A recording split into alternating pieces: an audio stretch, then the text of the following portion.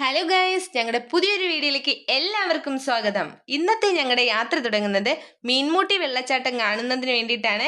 കേരളത്തിലെ തിരുവനന്തപുരം ജില്ലയിൽ നഗരത്തിൽ നിന്ന് 45 കിലോമീറ്റർ അകലെ സ്ഥിതി ചെയ്യുന്ന വെള്ളച്ചാട്ടമാണ് നമ്മുടെ ഈ മീൻമുട്ടി വെള്ളച്ചാട്ടം.